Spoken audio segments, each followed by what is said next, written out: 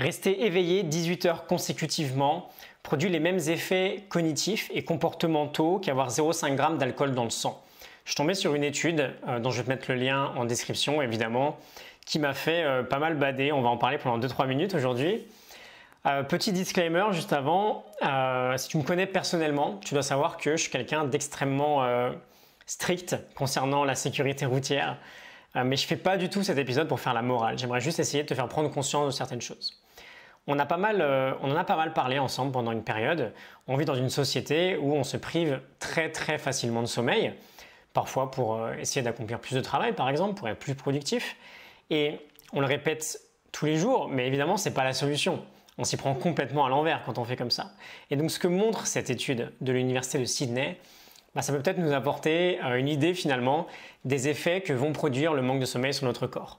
Après 18 heures de veille, on a un comportement équivalent à celui de quelqu'un qui a un taux entre 0,5 et 0,8 g d'alcool dans le sang. Donc si on fait un parallèle avec la sécurité routière, c'est au-dessus des seuils autorisés. Et à partir de 20 heures de veille, on peut même dépasser les 1 g. Donc on est littéralement sous en fait en termes de réflexe ou de capacité à réfléchir. Et plus on veille, tu le penses bien, et plus la corrélation est importante. Donc après une nuit blanche, on est complètement défoncé. Et donc bien sûr, on fait toujours le parallèle avec la conduite. Mais ça nous enseigne des tas de choses dans notre vie de tous les jours, surtout. Quand on est étudiant, par exemple, on va avoir tendance à bosser très tard le soir pour réviser et donc dormir très peu avant un examen. Et parfois, c'est comme si on arrivait sous à l'examen. Quand on a une réunion au boulot, ou peu importe en fait, un rendez-vous important, où on a des décisions à prendre et qu'on n'a pas trop dormi, ça va être difficile de prendre les bonnes décisions. Et j'y pense à cet exemple parce qu'on avait vu tourner récemment, il y a 2 mois à peu près je crois, en juin, le fait que Trump s'était ramené à un meeting avec le président de la Corée du Nord, je crois, après 25 heures de veille, après une nuit blanche en fait.